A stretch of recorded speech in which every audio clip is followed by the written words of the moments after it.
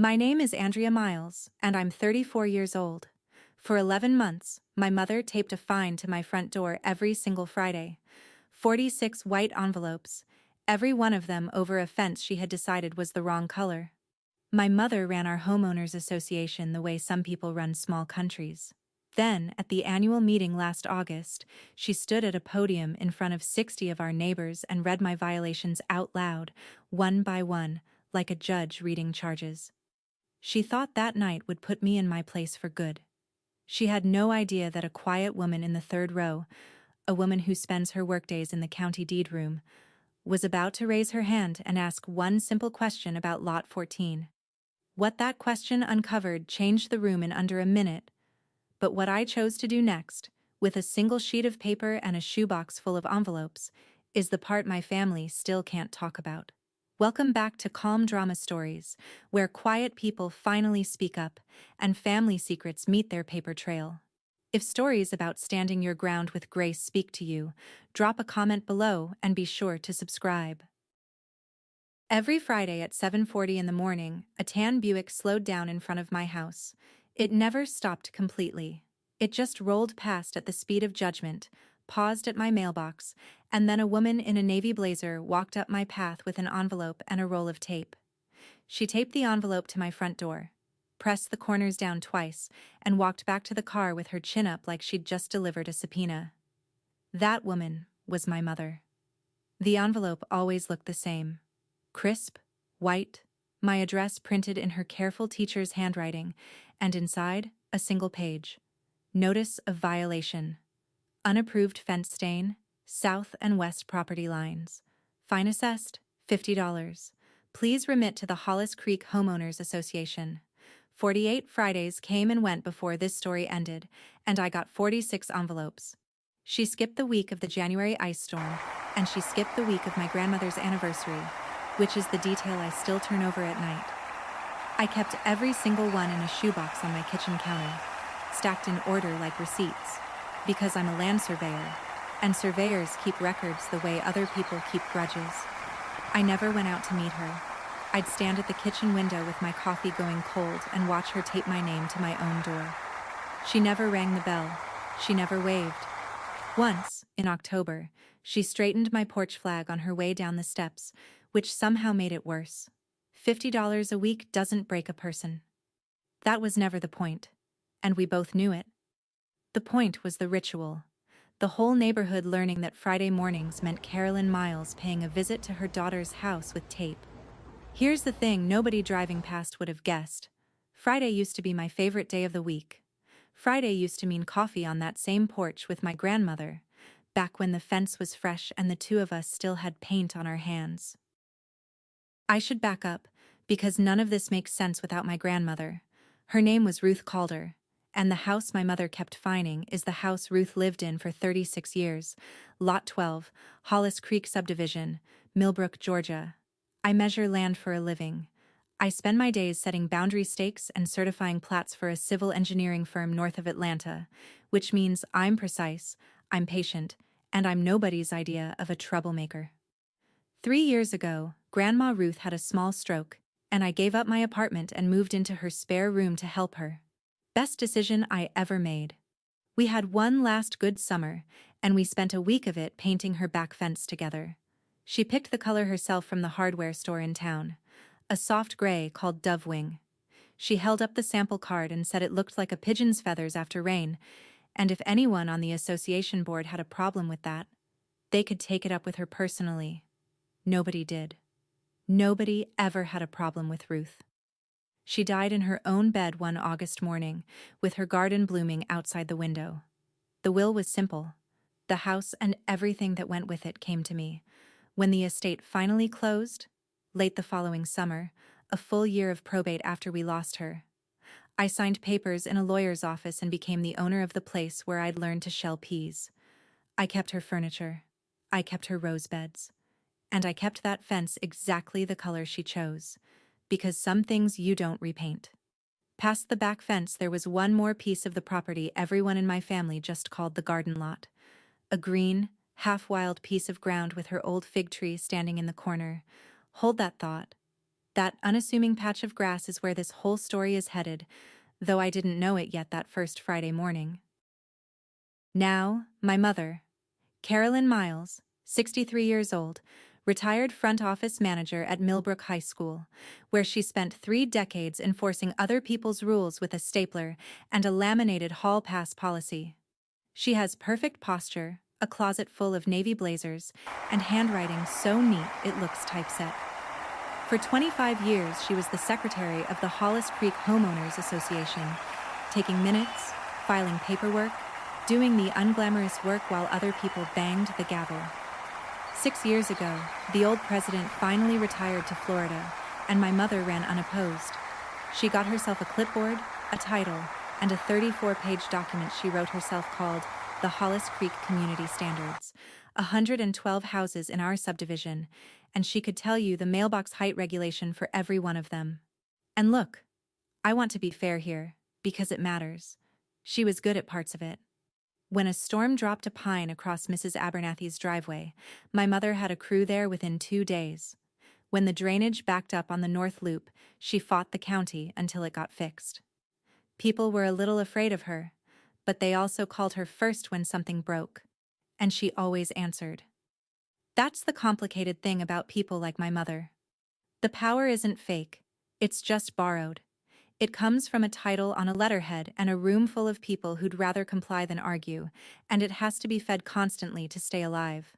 My mother never owned much in her life. She rented her power the way some people rent a tuxedo, and she wore it everywhere.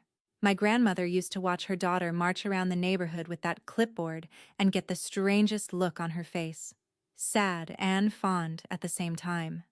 It took me years, and one very long August evening, to finally understand what that look meant.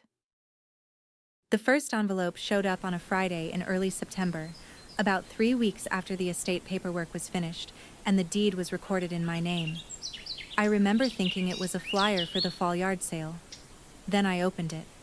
Notice of violation, unapproved fence stain, $50. I actually laughed out loud, alone in my kitchen, because it had to be a mistake. That fence had been dove gray for 3 years. My grandmother had picked the color. So I called my mother, and that was the first strange conversation of many. "It's the standards, sweetheart," she said in the same voice she once used on sophomores without hall passes. "Approved stains are listed in Appendix C, sandstone, clay, or white. Gray is not an approved neighborhood color." I told her the fence had been gray since before I owned the house. I told her Grandma painted it. There was a pause on the line, just a beat too long. "Your grandmother had her arrangements," she said. "You're the owner of record now. Owners of record follow the standards like everyone else." Owner of record. I remember exactly where I was standing when she said it, because it was such a strange, cold phrase to hear from the woman who taught me to ride a bike. That night, I did what surveyors do. I went looking for the file, and I found it. Board minutes from 2019, typed and filed by the secretary herself. Fence stain at Lot 12, color dove wing gray, approved by unanimous vote. The approval was right there in the association's own records, recorded in my mother's own tidy signature. My fence wasn't in violation. It had never been in violation, which meant the fine wasn't about the fence at all. It had started 3 weeks after my name went on that deed, and it would keep coming, every Friday, until I understood what it was actually about. I didn't sulk, and I didn't pay. I did it by the book, because the book is where I live.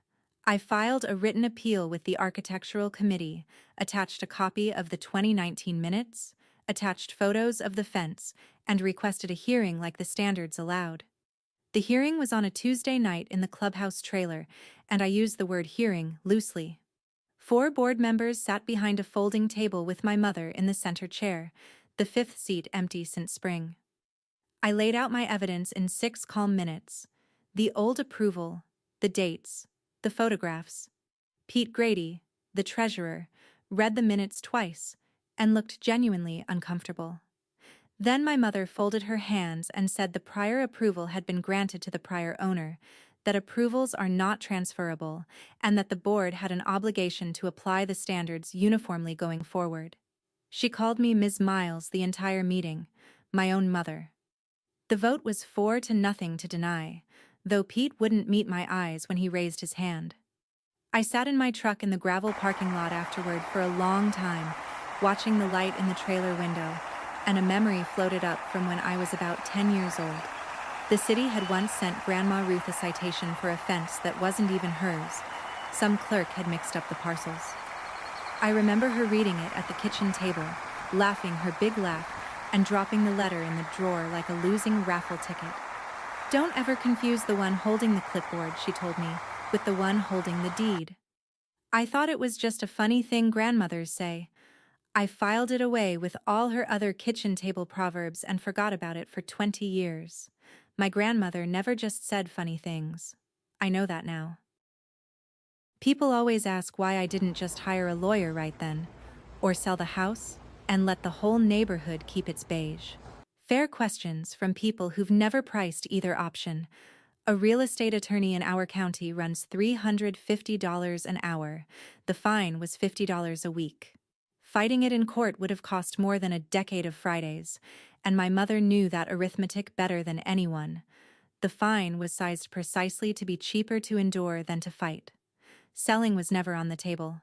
You don't sell your grandmother's rose beds to win an argument, and underneath all of it was the oldest math in the world. She was my mother.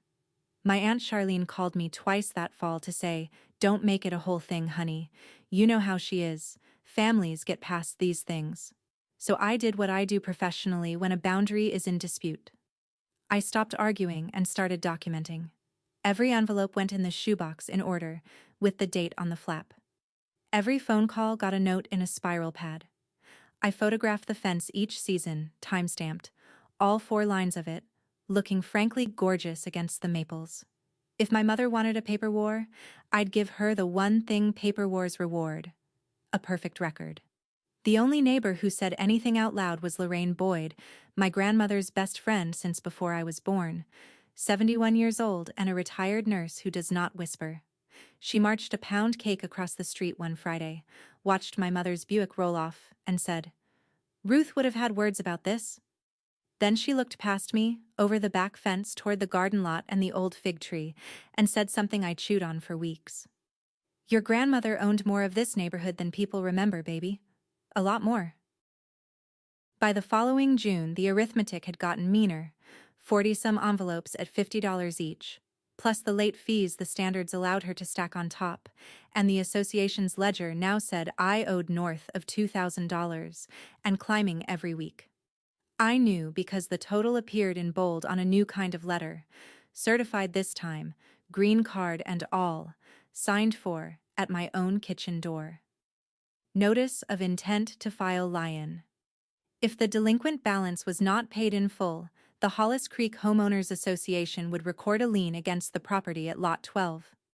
I read it standing in the hallway with Ruth's clock ticking behind me, and for the first time in 11 months, my hands were not steady. A lien is not a nuisance. A lien is a cloud on your title. It sits in the county records under your name. It follows the house. It complicates refinancing and taints a sale, and to a surveyor, someone whose whole career is built on clean records and true lines, it's a stain you can't power wash off. She wasn't charging me $50 a week anymore. She was reaching for the deed itself, or at least for the right to scribble in its margins. My mother, who taped envelopes with 2 pieces of tape because one might let it fall, was preparing to put her association's name on my grandmother's house. I sat down that night and read the letter maybe 10 times, and then I noticed the small print at the bottom, the part that said where such instruments get recorded. The Office of the Clerk of Superior Court, Merrow County, Georgia. The deed room. The one place in the world where every lie about land eventually goes to die.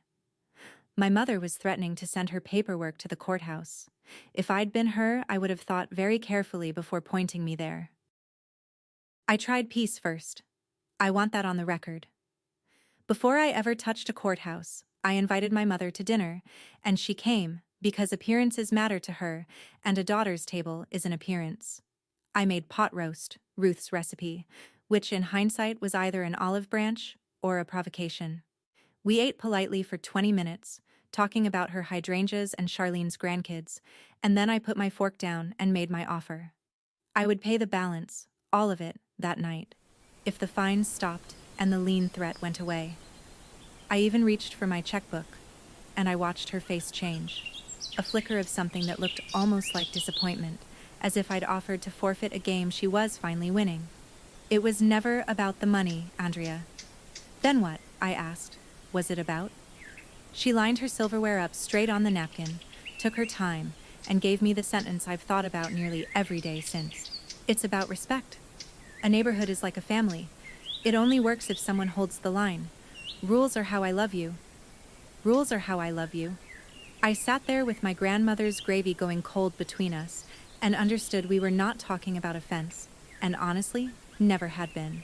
So I asked one more question, gently, the one I'd been circling for months. Why did it all start in September? Why 3 weeks after the estate closed? My mother folded her napkin into a perfect rectangle, and her voice went flat and bright at the same time, like ice. Your grandmother made her choices, she said. I've made mine. She thanked me for dinner at the door like I was a hostess she barely knew. Standing in the porch light, I finally saw the shape of it. The fines had a start date. The start date was the deed. The Merrill County Courthouse sits on the square in Millbrook, and the real estate deed room is in the basement. Fluorescent lights, rolling shelves, that dry paper smell I happen to love. I went on my lunch hour to check whether the lien had actually been recorded yet, because a thread on letterhead and an instrument in the record are two very different animals. Behind the counter was a woman about my age with reading glasses on a chain and the unhurried competence of somebody who has seen every property fight in 3 generations. Her nameplate said D. Whitfield, Deputy Clerk. I gave her my name and parcel number, and she typed. And then she looked up at me over the glasses with a small, curious tilt. Miles, she said. Off Hollis Creek Drive? I recorded an estate deed for a Miles last summer. Calder Estate. I remember the survivorship chain. It was tidy. You don't see tidy every day. Turned out Dana Whitfield didn't just work in the deed room. She lived in Hollis Creek herself. Lot 27, the brick ranch with the blue shutters near the entrance. Small county. She checked the index twice for me. No lien on Lot 12. Not yet. Nothing filed. I thanked her and turned to go, and that's when she said the thing she probably says to fidgety property owners every week, the thing that would end up detonating under my mother's podium 2 months later. Records don't care who's loud, Ms. Miles. Folks out your way would be surprised what the index actually shows. She said it mildly, the way you'd mention rain coming. Then she went back to her stamping. I stood in the courthouse parking lot for a while after that, keys in my hand, thinking about indexes, and about the garden lot, and about a question I'd asked my mother a year earlier that she had never actually answered. That Saturday I did something I hadn't done since the funeral. I opened the gate in the back fence and walked the garden lot, end to end, the way Grandma and I used to walk it, shelling peas into a colander. Officially, it's Lot 14. A little over half an acre of good flat ground right behind my place, with her fig tree still holding down the far corner like it pays rent. Except you'd hardly know it was ever a garden now. 6 years ago, the association hauled in a long white office trailer and set it up on blocks at the front of the lot. Hollis Creek HOA, says the vinyl sign, office hours Tuesday and Thursday. Next to it, a gravel parking pad, 14 spaces, striped with landscape timbers. Behind that, the wooden pavilion where the association holds its meetings, its potlucks, its Easter egg hunts, the whole civic heart of the neighborhood, sitting in my grandmother's pea patch. And here's what I need you to understand, because it matters later. I had asked about this. During probate, when the inventory listed the garden lot, I'd asked my mother directly what agreement the association had for all that. A lease, an easement, anything. She'd waved it off mid-sentence. That's community property, honey. Always has been. Don't go stirring papers. I was working 50-hour weeks. The estate lawyer had a 9-month backlog, and the old records were in a county annex you had to request by mail, so the question sat in my someday pile, the way questions do. But standing there that Saturday, I pulled out the association's own welcome map, the glossy one they mail new residents. Lot 14 was shaded green and labeled Common Area. And something in the back of my surveyor brain, some quiet professional alarm, began to ring. Because I had studied the original plat of this subdivision years ago, just out of family curiosity. And I could not for the life of me remember any common area drawn behind Lot 12.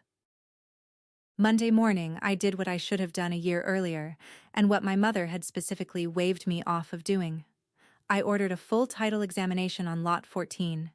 Every deed, every plat, every easement, every tax record, the entire chain back to the day this subdivision was a cow pasture with a surveyor's ribbon on it.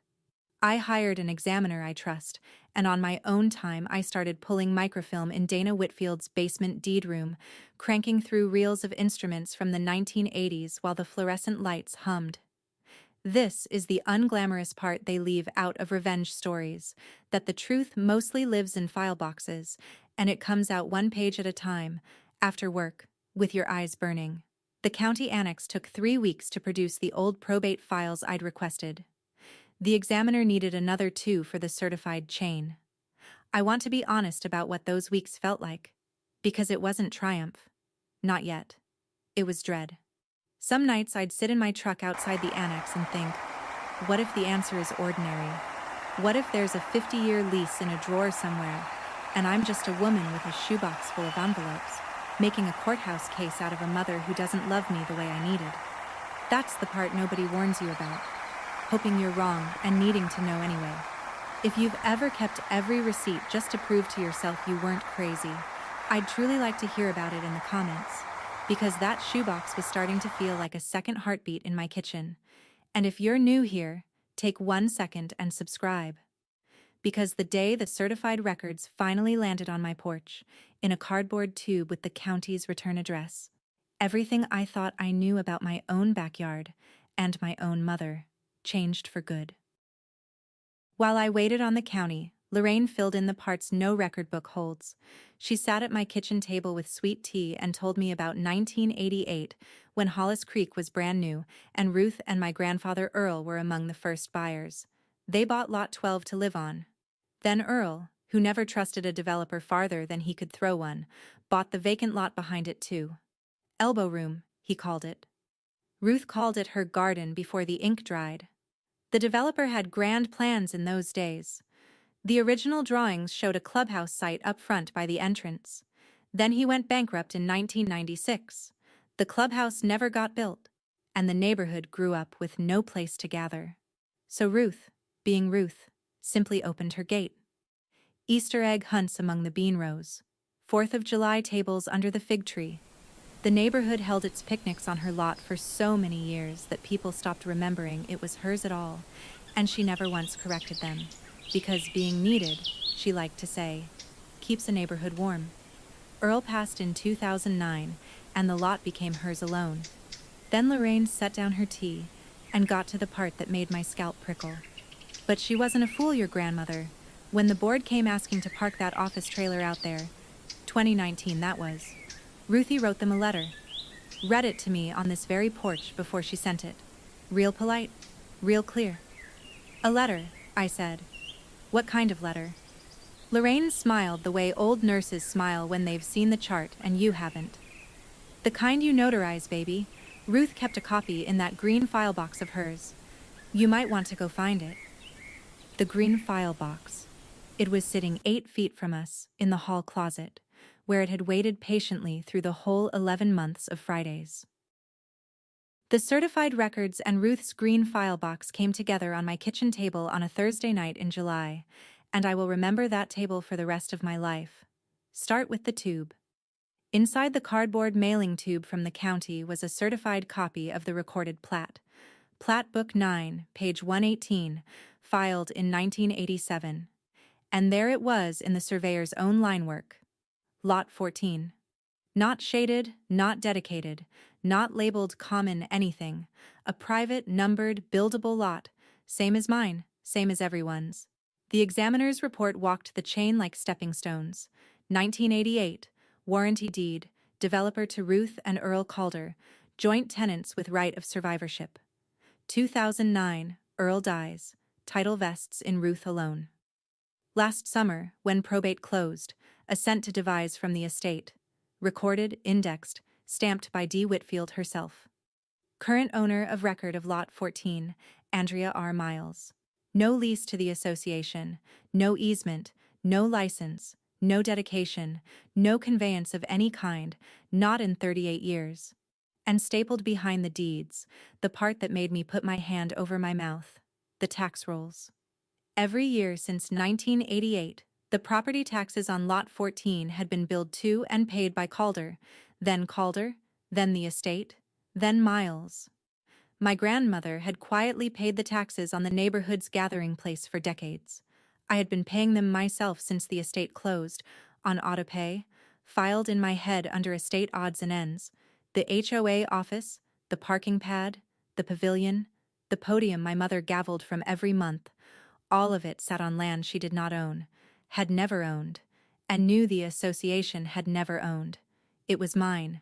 It had been Ruth's, and now it was mine, recorded in black ink in a courthouse basement. I rolled the plat back up, slid it into its tube, and stood it by the front door like an umbrella, and from that night on, it never left that spot. Don't ever confuse the one holding the clipboard with the one holding the deed. I used to think that line was a joke.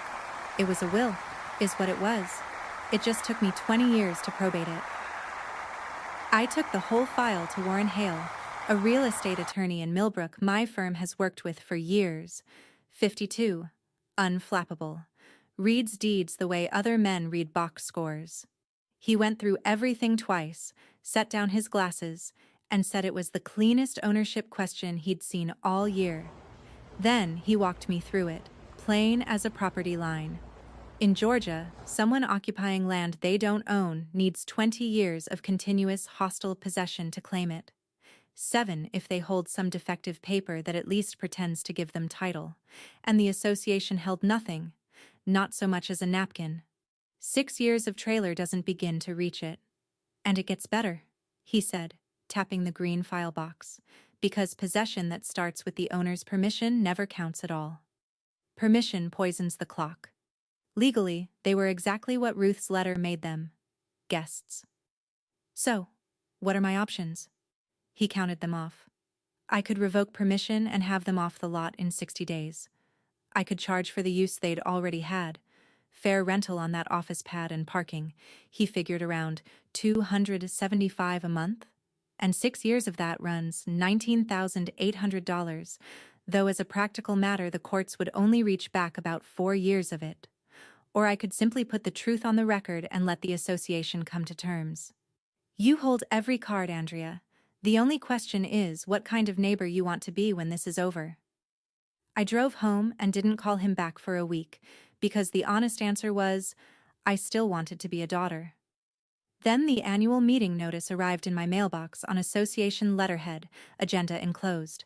Item 4, delinquent accounts to be read. Item 5, community lot improvement, $40,000 paving assessment, discussion and vote. They were going to pave my grandmother's garden and charge the neighborhood for the privilege. I read that agenda in the driveway and something in me went very quiet and very clear. Up until then, my silence had cost only me. $50 a week, one woman's Fridays, a private tax on keeping the peace, my bill, my choice to pay it. But this was different arithmetic.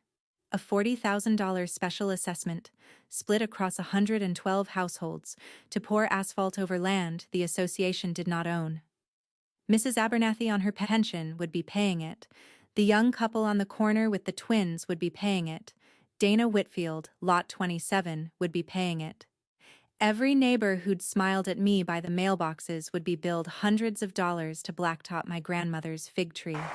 And the day the truth surfaced, and truth about land always surfaces, the association would be looking at tearing it out or paying me for the ground under it. Either way, at the neighborhood's expense. My mother wasn't just overreaching now. She was about to march 60 families into a hole, chin up, clipboard first. And if I kept sitting on that plat tube to spare her, I wasn't keeping the peace anymore. I was co-signing the damage. There's a word for staying silent while people you know get charged for something false, and the word is not daughterly. So I made a decision. And I want to be precise about the order of things, because it matters to me that you know I did this part right. Before any meeting, before any clerk raised any hand, I gave my mother one last private chance to turn the car around. Not for strategy. Warren advised against it, actually. Said surprise was worth money. I did it anyway, because she taped those envelopes with 2 pieces of tape so they wouldn't fall, and a woman that careful deserved one careful warning. I drove to Camellia Court on a Sunday afternoon, and I knocked on my mother's door. She let me in and made coffee neither of us drank. Her house looked the way it always looks. Plastic on nothing, dust on nothing, every picture frame level. I didn't circle. I said, "Mom, drop the fines, cancel the lien letter, and before Thursday ask me, about Lot 14. Her chin came up a 1/4 inch. If you didn't know her, you'd have missed it. That lot belongs to this association, she said, each word laid down like brick. I asked her if she was sure. I asked her to just pull the deed. One phone call. The county would tell her in 5 minutes. I don't need a county computer to tell me what I've known for 40 years. And round we went, polite as a knife fight in church, until I stopped hearing the words and started seeing the room. Because on her dining table, laid out like a museum exhibit, was the association binder. 25 years of minutes in her handwriting, every meeting, every motion, tabbed and chronological. Nobody reads those. I'm not sure anyone but me has ever seen them. And on the wall above, the framed photos, the neighborhood 4th of July, 1990-something. All those families under Ruth's fig tree, Ruth at the center holding court with a pitcher of tea. My mother is in that photo too. You have to look for her. She's at the edge of the frame, holding a tray, half turned away, the way she is in every picture from those years. The woman who did everything and got remembered for none of it, standing on the margin of her own mother's kingdom. Andrea. Her voice had gone quiet, and for 1 second, it wasn't the president's voice. You were gone 11 years. You come back, and everything just lands in your lap. The house, the lot, her. Then the blazer went back on, so to speak. Rules are how I love you. Someday you'll understand that. Word travels ahead of a person in a small subdivision, and my mother made sure it traveled. By midweek, the temperature at the mailboxes had dropped 10 degrees.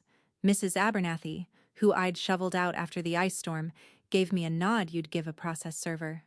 Somebody's teenager rode past my fence and said, "Nice colors," in a way that wasn't about colors. The story going around, Lorraine reported, was that Ruth's granddaughter had gotten the house, gotten everything, and was now cooking up some scheme to cause trouble for the neighborhood over it. Entitled, "Ungrateful." You know how that generation is. My mother didn't invent that story out of laziness. She invented it out of skill. Isolation is a tool, same as a lien. So it was a strange, freezing comfort that same night to find the thing I found at the bottom of Ruth's green file box in a folder labeled "Garden Lot" in my grandmother's back-slanted hand. The original of the letter Lorraine had described. Dated March 2019. Addressed to the board of the Hollis Creek Homeowners Association. Ruth's voice in every line, courteous as a church supper and unambiguous as a survey stake. She was pleased to allow the association to place its office trailer on her property, Lot 14. The use remained by her permission alone. The permission was revocable at any time, and nothing in the arrangement should ever be mistaken for a transfer because, her exact words, I've read them 100 times. The lot is not association property, and my family's ownership is not up for a vote. Notarized, and stapled to it, the delivery receipt from the board's own correspondence file, acknowledging the letter on behalf of the association, received and filed by the secretary. Signed, in handwriting I'd know anywhere, because it used to sign my permission slips, Carolyn Miles. She knew. She had always known. My mother wasn't finding offense. She was finding the name on a deed she'd spent 6 years trying to erase. There's a moment in every survey when you stop checking the corners and set the stake, And after that, the line simply is what it is. Mine came on a Tuesday evening in Warren Hale's office, under a ceiling fan older than me. 2 documents, side by side, waiting for my signature. The first, Notice of Ownership and Termination of Permissive Use. Formal notice to the Hollis Creek Homeowners Association that Lot 14 was privately owned, that the permission first extended by Ruth Calder was revoked, and that continued occupancy would require a written agreement with the owner. The second, an invoice. Fair rental value of one office site and parking area, $275 per month, 72 months. Total, $19,800. My name at the bottom, plain as a stake. I signed both, and we sent them certified mail to the association's registered agent at its office address on file with the state, which, when you looked it up, was a post office box in Millbrook, collected weekly by exactly one person, whose name you can probably guess. Then I mailed my RSVP for the annual meeting, the first one I'd ever planned to attend. Warren asked one final time if I wanted to skip the theater, send the papers, let the lawyers settle it in offices, quiet and bloodless. I thought about it. I truly did. Then I thought about item 4 on that agenda. Delinquent accounts, to be read. My mother wasn't planning a quiet settlement of anything. She was planning to read my name out loud to 60 households under a pavilion that sat on my land, and she'd been planning it for 11 months of Fridays. No, some notices you tape to a door. Driving home, I passed her Buick parked at the trailer on Lot 14, light in the window, my mother at her desk on my grandmother's ground, preparing her list of my violations. The certified slip would sit in that post office box all week. She never went to get it. The last Friday came 6 days before the meeting.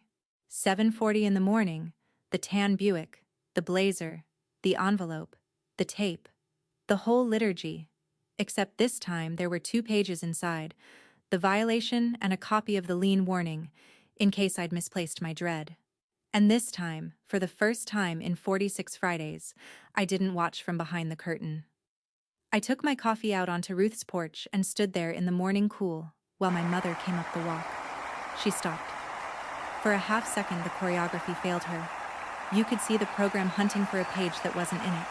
Then she recovered, taped the envelope to the door anyway, 8 inches from my shoulder, pressed the corners down twice. Up close, her perfume was the same one she's worn since I was in grade school. "You're up early," she said. I said, "See you Thursday, Mom." Something crossed her face. Surprise first, then a flicker of what I'd almost call hope, because in her arithmetic my attendance meant surrender, the daughter finally coming to be corrected in public, the last holdout complying at last. "That's good, Andrea," she said, softer than she'd spoken to me in a year. "It'll be good for people to see you there." She walked back to the Buick with her chin up, and I stood on the porch and let her have it. That little victory. 6 days of it, because it was the last thing I'd ever owe her, and I paid it gladly. 46 envelopes. I kept every one, the same way my grandmother kept every tax receipt for 38 years, and that shoebox was coming to the meeting with me. If someone in your family ever mistook your silence for surrender, if you've been the one holding your coffee steady while somebody taped their verdict to your door, then Thursday night is for you. Stay with me. We're almost there. Wednesday night, Lorraine came over with a coffee can full of cut roses from the bushes Ruth had given her years ago, because that's who Lorraine is. She brings flowers to a paperwork fight. We sat at the kitchen table and I packed my bag like a surveyor stakes a job. Nothing extra, nothing missing. The Mylar tube with the certified plat, the examiner's title chain, tabbed. 38 years of tax receipts, bundled by decade with rubber bands. Ruth's 2019 letter with the signed receipt stapled where it had always been stapled. The shoebox, all 46 envelopes in order. And one more envelope, new, white, thick, that I'm not going to tell you about yet, except that preparing it was Warren's idea and deciding how to use it was entirely mine. Then I did something that surprised me. I took a legal pad and drew a line down the middle, force of habit, and titled the columns, "What I Could Take and What I Actually Want." The left column filled up fast and ugly. Evict them in 60 days. Sue for 4 years of back rent. Watch her explain the paving money. Stand at that podium and read her file out loud, line by line, the way she'd planned to read mine. See how she liked the liturgy from the other side. I looked at that column a long time, and I'm not going to pretend it didn't glitter. Then I wrote the right column, and it was 3 lines, and it was in my grandmother's voice more than my own. Keep the garden. End the Fridays. Come home to a neighborhood, not a battlefield. I tore the page off, folded it into my bag with everything else, and turned off the kitchen light. Lorraine squeezed my hand at the door. "What are you going to do, baby?" I told her the truth. I wasn't bringing a microphone. I was bringing a map tube.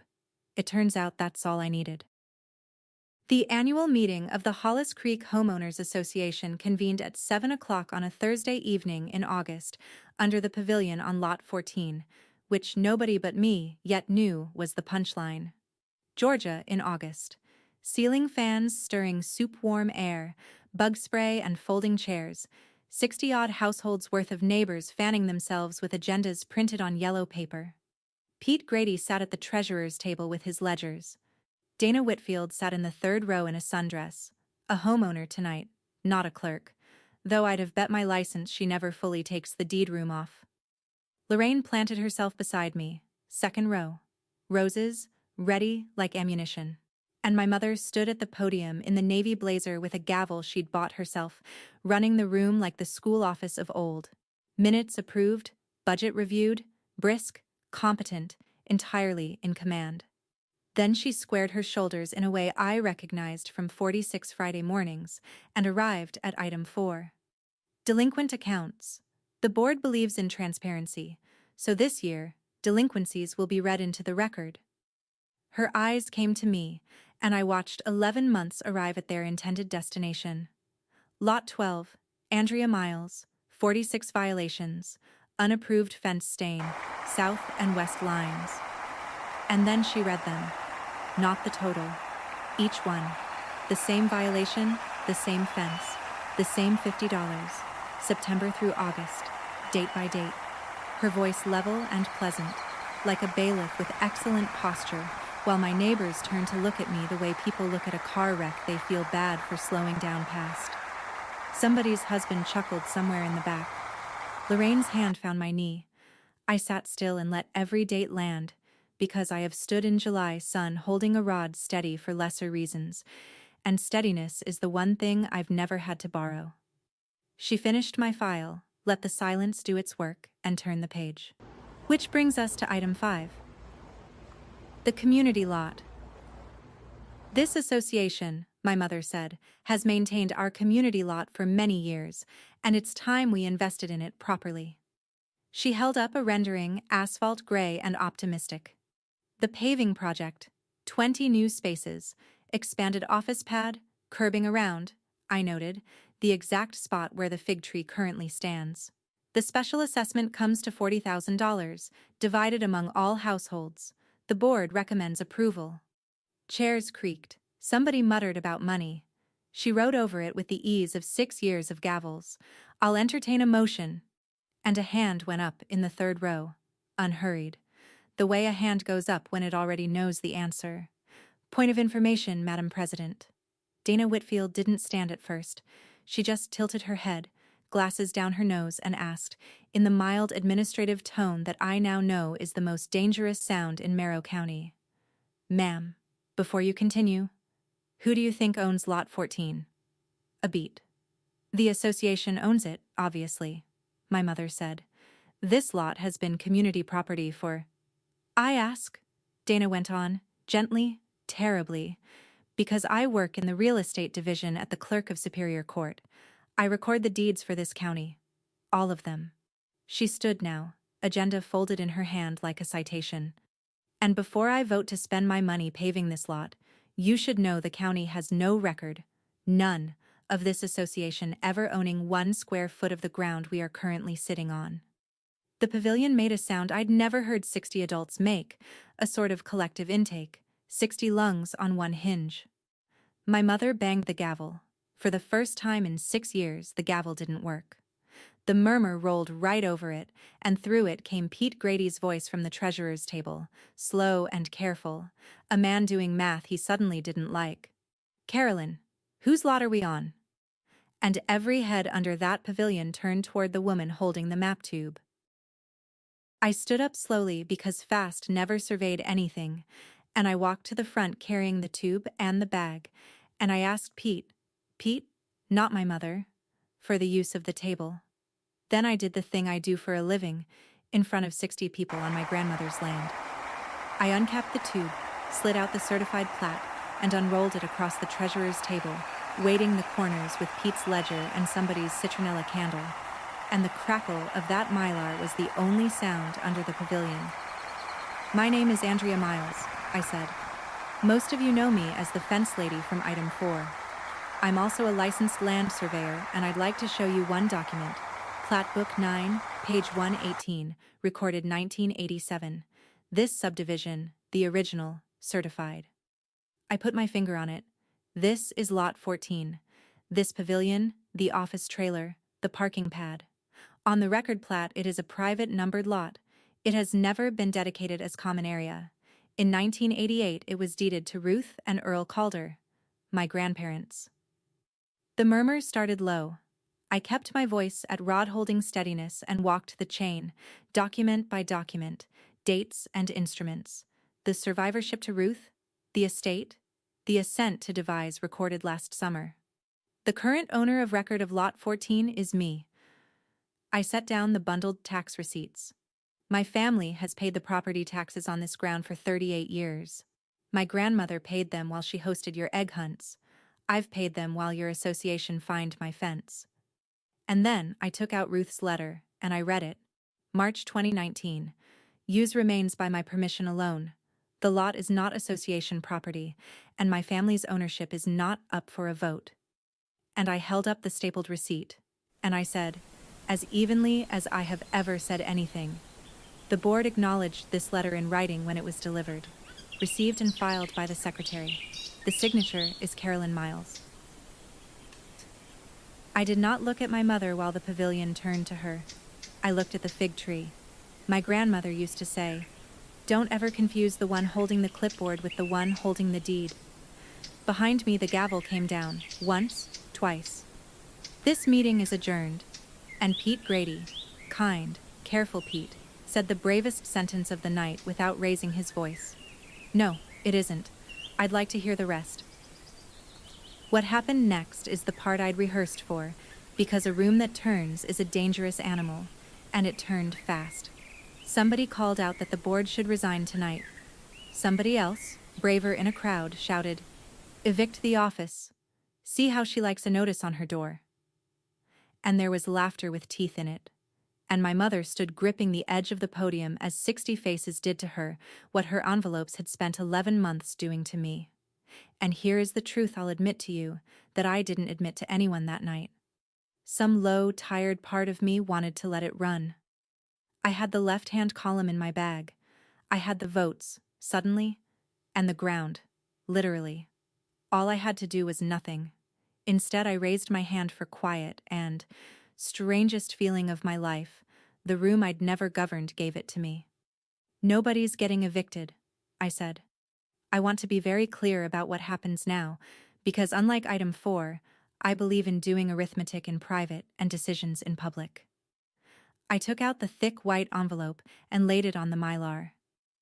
"This is an invoice from me to the association. Fair rental for the office and parking you've enjoyed on my property. $275 a month, 6 years, $19,800.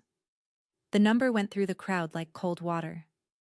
"You billed me every Friday for 11 months, I said, and I finally looked at my mother. "Here's one invoice for 6 years. Now you know how a Friday feels." I let that sit exactly one breath. "And here is what I'll take instead." I turned the page. A lease. $1 a year, 5 years. My signature ready tonight. 4 conditions. The 46 fines are refunded in full and the lien letter is withdrawn. That's $2,300, and every late fee dies with it. The paving project is dead. Nobody assesses this neighborhood $40,000 for my backyard. Fine appeals go to an independent committee. No one on this board ever again rules on a fine they signed. And the corner with the fig tree gets fenced off and replanted as a community garden with my grandmother's name on it. Meet those terms, and the invoice goes back in the envelope, and your office stays right where it is, as my tenant, on paper, the way my grandmother should have been thanked instead of forgotten. I could hear the ceiling fans again. Mom. She was looking at me the way you look at a stranger wearing a familiar face. For 11 months, you taught me exactly what a rule is worth when the wrong person is holding the clipboard. Grandma taught me who's holding the deed. Borrowed power always comes with a due date. Yours is tonight. My voice didn't rise once, and hers never got the chance to. That was the whole revenge. A survey stake, set at last in the right ground. And the only thing it cost me was the last soft hope that my mother would someday clap. Pete Grady moved to accept the terms pending attorney review, and seconded hands went up so fast and so thick that my mother's own neighbors couldn't meet her eyes while they raised them. It carried in under a minute. And my mother, I want to tell this part carefully, because she is not a cartoon. She is my mother. Stood at the podium she'd held for 6 years and watched her borrowed country vote itself out from under her. She didn't yell. Yelling was never her instrument. Procedure was, and procedure had just changed hands. She gathered her agenda pages, squared their edges twice the way she squares everything, and then she stepped to the treasurer's table and she set the gavel down on the corner of my grandmother's plat. Wood on mylar. Borrowed power, laid down on the record. The sound it made was very small. Then I'll offer my resignation, she said, to the room and to nobody. Effective tonight. And as she passed me, this is the part I've never told anyone until now. She stopped, close enough that only I and maybe Lorraine could hear it, and for the first time all night, all year, maybe all my life, she spoke to me in a voice with nothing borrowed in it at all. That lot was supposed to be mine. That's it. That's what 11 months of Fridays had been carrying all along under the tape. Not a fence, a will. A mother who ran every room she was ever given because the one thing she wanted was never given to her. And a grandmother who knew exactly what she was doing when she skipped a generation. God help all 3 of us. She walked out between the folding chairs with her chin up, and 60 people let her go in silence. And I stood there holding the gavel-weighted corner of my plat, and understood that winning doesn't sound like fireworks. It sounds like ceiling fans, and one very small piece of wood coming to rest. The paperwork held, because good paperwork does. Warren and the association's attorney had the lease signed within 2 weeks. $1 a year, 5 years, 60-day terms, recorded. Dana stamped it herself and said, "Deadpan. Nice mylar. Nicest compliment of my career." The refund check arrived in an envelope that I'll confess I let sit on the counter a full day before opening, out of respect for the genre. $2,300, drawn on the association account, and in the memo line, in Pete Grady's blocky treasurer's print, refund, all of it. The lien letter was formally withdrawn. The paving plan died without a second. The appeals committee exists now, 3 rotating homeowners, no board members, and its first published ruling walked back 2 other fines my mother had issued last year, one of them against a widower's vegetable trellis. And in October, the neighborhood came out with shovels and did the thing I'd asked for last, which turned out to matter most. The corner of Lot 14 got a cedar fence. Dove gray, they insisted. And I let them. And inside it, raised beds, and a small routed sign that Lorraine unveiled crying, "Ruth's Corner."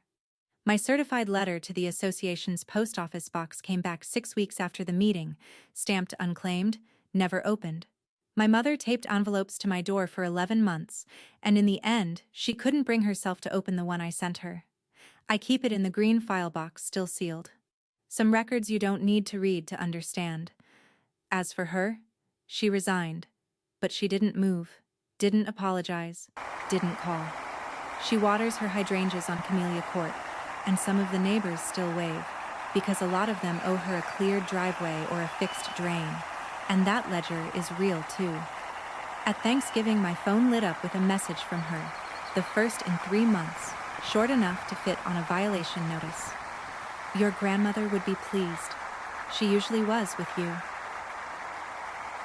I read it maybe 30 times. I didn't answer it that night. I went out back and watered the fig tree in the dark instead. And when Pete called in December to ask if I'd consider a seat on the new board, I laughed for the first time in a while. I measure boundaries for a living. I have no ambition to govern anybody's. This morning was a Friday. 7:40 came and went, and the street stayed empty. No Buick, no Blazer, no tape. I took my coffee out to the porch the way I used to with Ruth, and the fence stood